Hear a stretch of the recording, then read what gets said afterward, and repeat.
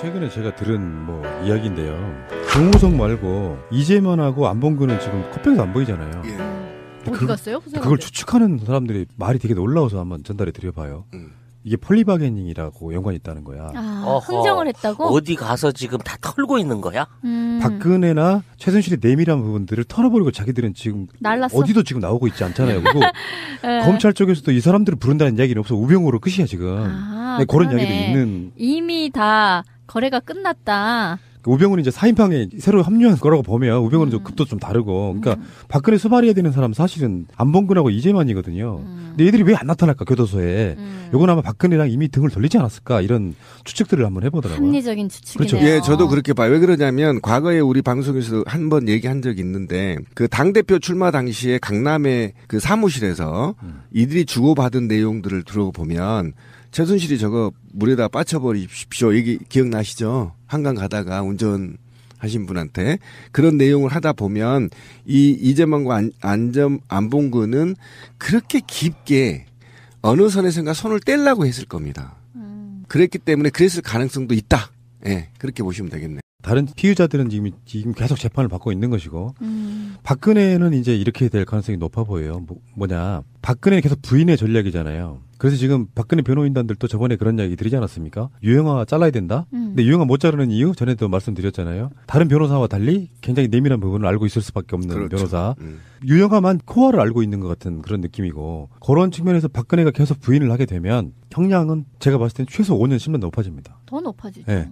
그러니까 어차피 증거가 있는데 법원은요 가장 중요하게 보는 게 그 사람이 개전의 정이 있느냐 반성을 하고 있느냐 범죄를 시인하느냐가 굉장히 중요한 내용 중에 하나예요. 근데 거기서 계속 부인하는데 증거는 다 나왔다. 그러니까 박근혜의 정말 최고의 공헌은 지역감정 없애준 것도 있지만 제가 봤을 때는 한편으로는 다시 도덕성을 회복시켜줬어요. 예를 들어서 적당한 정도의 비리하는 대통령이 박근혜가 지금 지고 있는 혐의들 중에 몇 가지는 정치적 행위, 정무적 판단 이런 걸로 몰고 가도 묻고 갈 수 있어서 비리가 좀 더 깊어질 개연성이 있었는데 박근혜를 제대로 털자고 하니까 기존에 박정희 때부터 해왔던 그런 식의 비리들이 용납이 안 된 상태로 다 올려버린 거거든요. 예를 들어서 블랙리스트만 해도 이렇게 어마어마한 사건이 아니었다고 하면 대충 묻고 지나갔을 가능성이 예를 들면 그리고 다른 정부가 또 만들고. 그러니까 이명박이 민간인 사찰했던 것이 바로 그런 종류잖아요. 그렇게 그런 식으로 털고 갔다 이렇게 측면에서 봤을 때 박근혜에 의해서 공무원 세계 특히 정권 가진 사람들의 도덕성은 확 올릴 수밖에 없는 상태가 돼버린 거죠.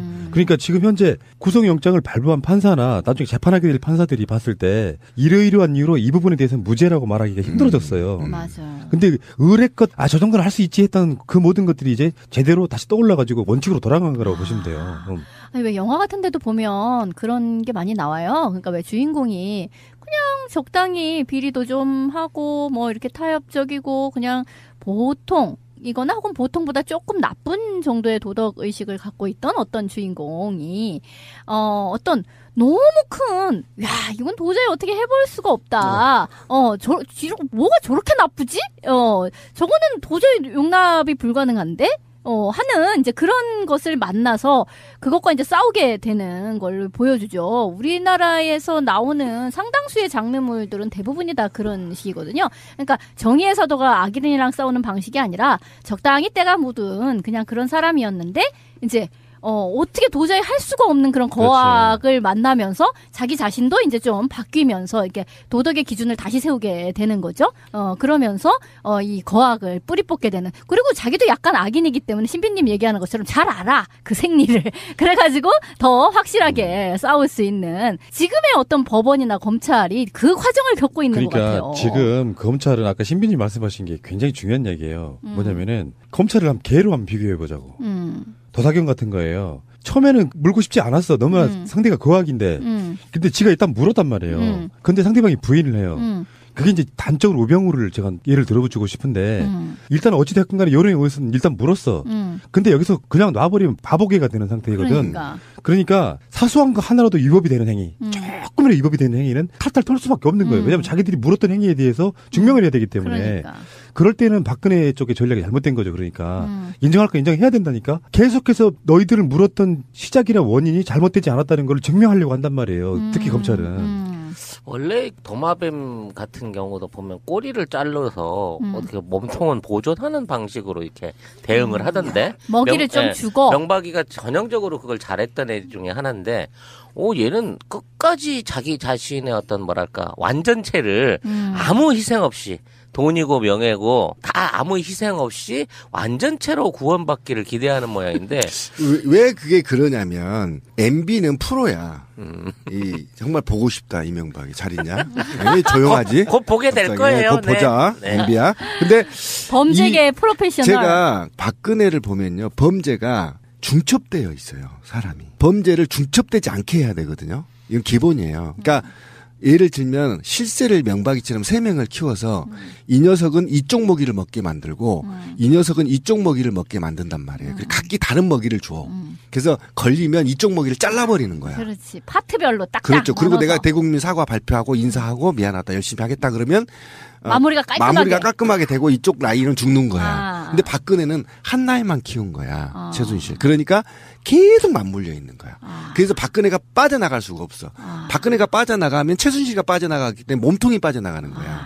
그래서 자르지를 못하는 거고 그다음에 이게 세월호 이후에 계속 물려 있고요.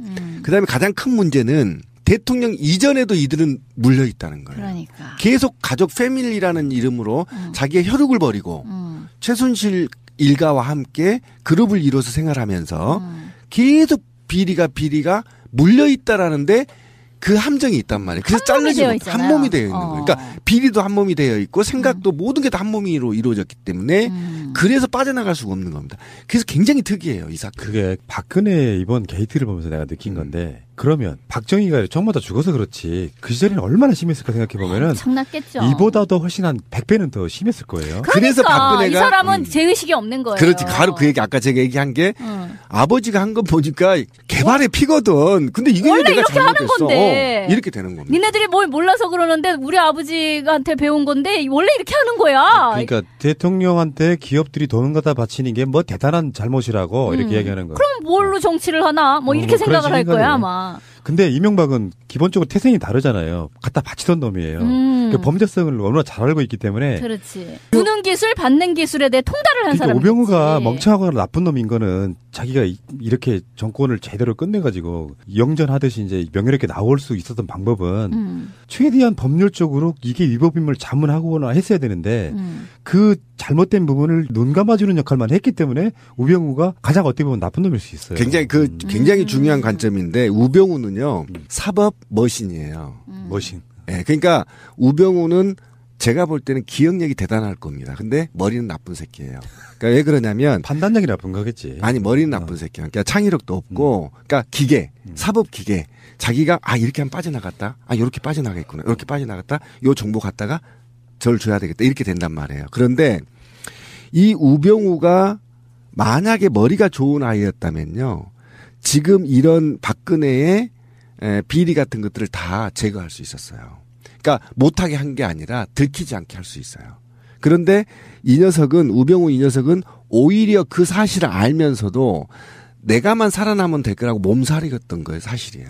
어느 일부분에 대해서 자기가 빠져나가려고 했지만 직책 자체가 빠져나갈 수는 없게 되어 있어요. 그런데 제가 볼 때 우병우는 그런 사법적 기계로 판단할 수밖에 없는 그런 머리로밖에 안 된다. 그건 태생적인 거라고 봐요. 태생적인 거죠. 근데 만약에 우병우가 진짜 머리가 좋은 아이였다면 최순실과 조언을 했었어야 돼. 이렇게 하면 이렇게 걸리거든. 너 욕하지 마. 이럴 때 빨리 사과하고 검찰 불러서 무마해. 이렇게 쭉 조정을 했어야 되는데 거기까지도 하지 못했다는 거예요. 저는 그게 이제 우병우의 만성화된 그런 거라고 보는데 이렇게 될 줄을 몰랐겠지. 이렇게 될 줄 알았다면 그 상태로 내버려 뒀겠어요. 근데 알았다고 치더라도 최순실이 받아줬을까요? 적당히 하셔야 됩니다라는 충언을 하면 최순실이 뭐라 그랬겠어. 이미경한테 욕하듯이 미친 새끼 하고 잘라버리면 되는 상황이 이게 태생적으로 망할 수밖에 없었던 구조였던 거라고 봐요. 그 사고를 최순실은 이제 교도소 가가지고 그 자기 본인 스스로의 성찰을 하겠죠. 왜 이렇게 우리가 망하게 됐을까를. 근데 그런 생각을 하다 보면 분명히 그때는 그거 하지 말았어야 되는 게 뼈저리게 느낄 거라고 생각이 드는데. 우병우보다 머리 좋은 새끼를 안 쳤어야 되는데라고 하겠지. 그건 아닐 거야. 어떤 상황에서 어떤 놈을 안 쳤어도 그 상황에서 최순실의 박근혜의 비리는 계속 됐을 거라고 봐요. 그러니까 이거는 겪어봐야만 하는 사태였던 거라고 생각이 들어요.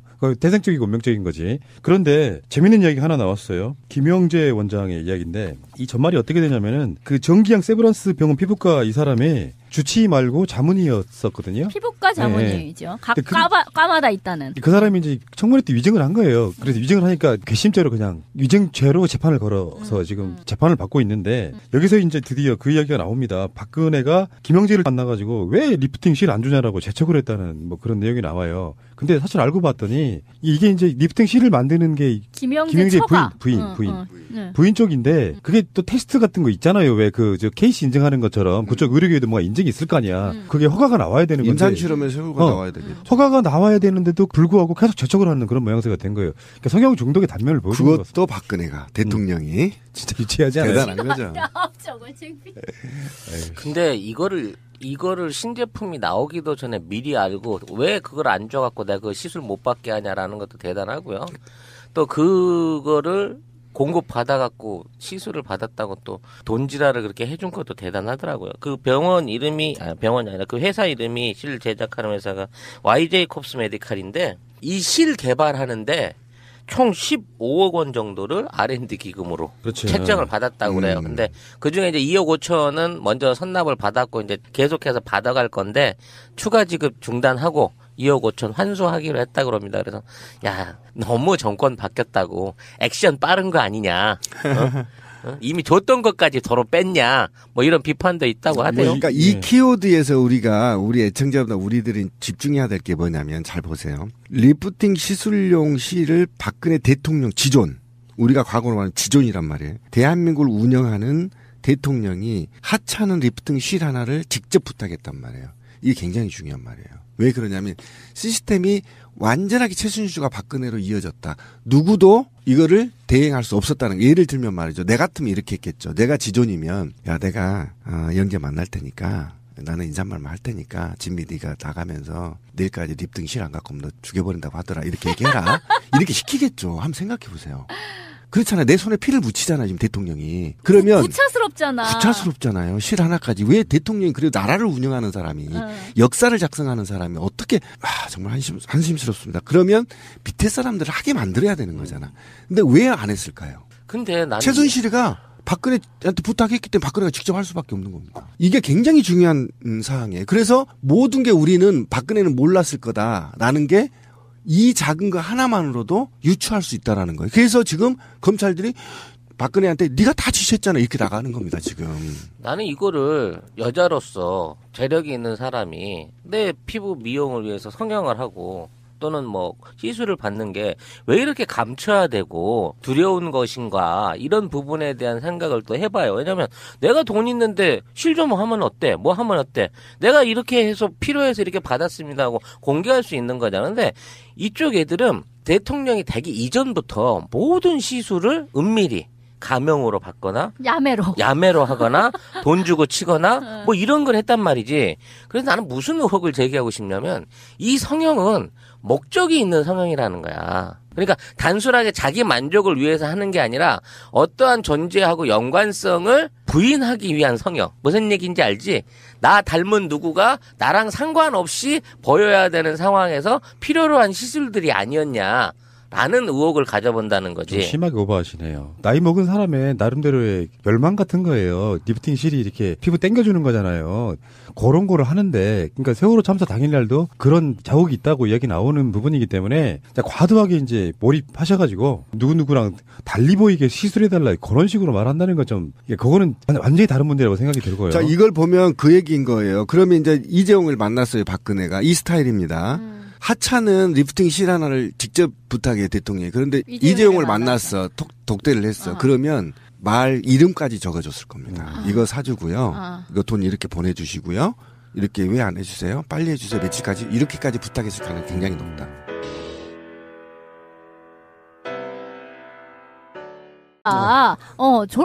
뭐가 저렇게 나쁘지? 저거는 도저히 용납이 불가능한데? 하는 이제 그런 것을 만나서 그것과 이제 싸우게 되는 걸 보여주죠. 우리나라에서 나오는 상당수의 장르물들은 대부분이 다 그런 식이거든요. 그러니까 정의의 사도가 악인이랑 싸우는 방식이 아니라 적당히 때가 묻은 그냥 그런 사람이었는데 이제 어떻게 도저히 할 수가 없는 그런 거악을 그렇죠. 만나면서 자기 자신도 이제 좀 바뀌면서 이렇게 도덕의 기준을 다시 세우게 되는 거죠. 그러면서 이 거악을 뿌리 뽑게 되는. 그리고 자기도 약간 악인이기 때문에 신비님 얘기하는 것처럼 잘 알아. 그 생리를. 그래가지고 더 확실하게 싸울 수 있는 지금의 어떤 법원이나 검찰이 그 과정을 겪고 있는 것 같아요. 지금 검찰은 아까 신비님 말씀하신 게 굉장히 중요한 얘기예요. 뭐냐면은 검찰을 개로 한번 비교해보자고. 도사경 같은 거예요. 처음에는 물고 싶지 않았어. 너무나 상대가 거악인데. 근데 지가 일단 물었단 말이에요. 근데 상대방이 부인을 해요. 그게 이제 단적으로 우병우를 제가 예를 들어주고 싶은데 일단 어찌됐건 간에 여론에 의해서는 일단 물었어. 근데 또 묻고 갈 수 있어서 비리가 좀 더 깊어질 개연성이 있었는데 박근혜를 제대로 털자고 하니까 기존에 박정희 때부터 해왔던 그런 식의 비리들이 용납이 안 된 상태로 다 올려버린 거거든요. 예를 들어서 블랙리스트만 해도 이렇게 어마어마한 사건이 아니었다고 하면 대충 묻고 지나갔을 가능성이 예를 들면 그리고 다른 정부가 또 만들고. 그러니까 이명박이 민간인 사찰했던 것이 바로 그런 종류잖아요. 그렇게 그런 식으로 털고 갔다 이렇게 측면에서 봤을 때 박근혜에 의해서 공무원 세계 특히 정권 가진 사람들의 도덕성은 확 올릴 수밖에 없는 상태가 돼버린 거죠.